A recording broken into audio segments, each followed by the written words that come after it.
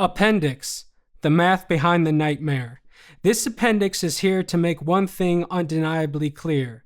You literally cannot live a minimally decent life on minimum wage in America in 2025. We've talked about myths, systems, doctrines, and policies throughout this book. Here, we ground all that in cold, practical numbers. Income, expenses, costs at stores like Meijer, Walmart, Kroger, CVS, and Walgreens, and what it actually looks like to try to survive month to month. The numbers don't lie. To start, consider housing alone. According to the National Low Income Housing Coalition, a full-time minimum wage worker cannot afford a modest 2-bedroom rental anywhere in the United States at the federal minimum wage of $7.25 per hour. To afford that same apartment while keeping housing costs under 30% of income, a person would need to earn roughly $33.63 an hour, nearly 5 times the federal minimum wage. No county, city, or state in the U.S. provides a 2-bedroom rental that a minimum wage worker can afford on a 40-hour work week. What a minimum wage budget looks like. Let's break down the budget of a hypothetical full-time worker earning $20 an hour, about $41,600 per year before taxes, which is already well above the federal minimum wage. Gross monthly income, $3,467 approximately. Take-home pay after taxes, estimated, $2,700 approximately. Now let's count the essentials. Housing. If a modest 2-bedroom apartment nationally has a housing wage of $33.63 an hour, someone earning $20 an hour is already behind before paying rent. Average fair market rent for a modest 1-bedroom in many parts of the country is well over $1,200 a month, far above what a $20 an hour job can support without paying over 30% of income on housing alone. Groceries. Recent estimates suggest the average monthly grocery bill for one adult is roughly $350 to $500 per month, depending on dietary needs and region. Transportation. Owning and operating a car, insurance, gas, maintenance can easily exceed $300 to $500 per month, depending on where you live and how far you commute. Healthcare. Even with employer plans, copays, prescriptions, and deductibles often push monthly healthcare costs into the hundreds for working adults without rich, subsidized coverage. Utilities, phone, internet. Add another $150 to $300 per month. Every other necessity, clothing, hygiene, emergency expenses, adds more. Even after cutting everything non-essential, there is almost nothing left, and often nothing at all, to save.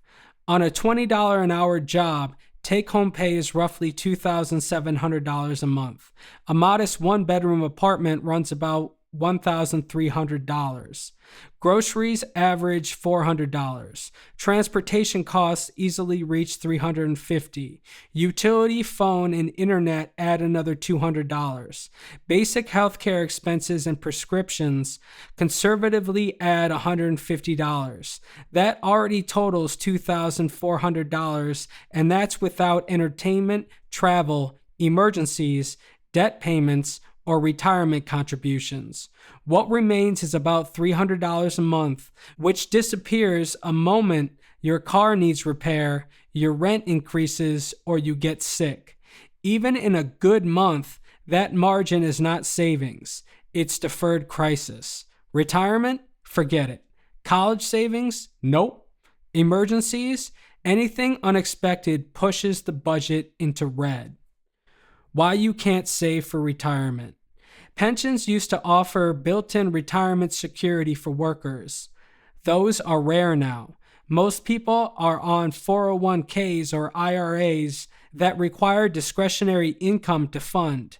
If you can't reliably cover rent, food, utilities, healthcare, and transportation every month, you simply don't have the leftover margin to invest in your future.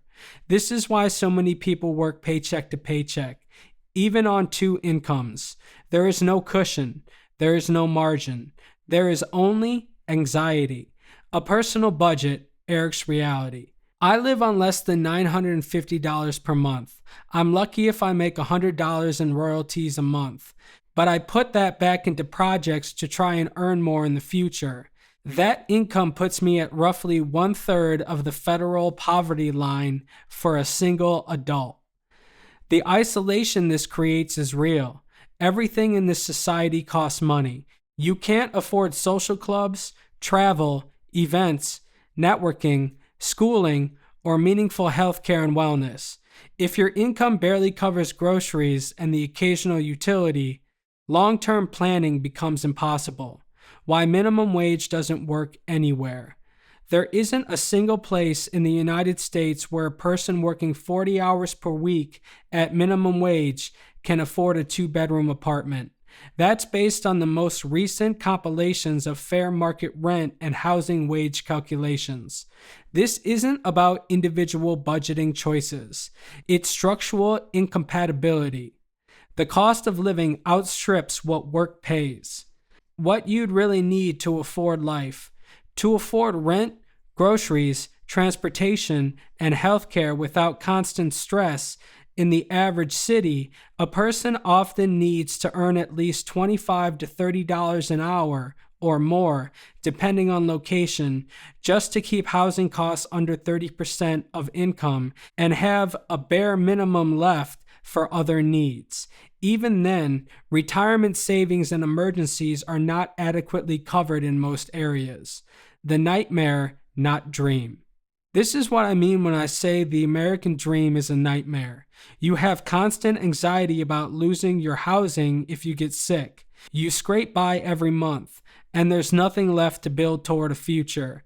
If you can barely afford food, rent, utilities, and transportation, you sure as hell aren't building wealth, saving for retirement, or achieving stability. And that's true whether you're working for $7.25, $15, or even $20 an hour. The design of the economy where housing, healthcare, and food costs outpace wages guarantees precarity for most. That's why minimum wage has never kept up with real productivity growth.